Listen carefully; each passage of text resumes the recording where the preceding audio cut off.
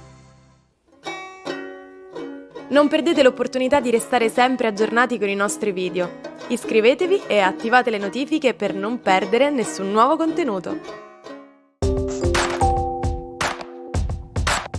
Oggi vogliamo parlarvi di un personaggio eccentrico, Marco Agrippa Postumo. Marco era il nipote dell'imperatore Augusto e l'unico erede diretto.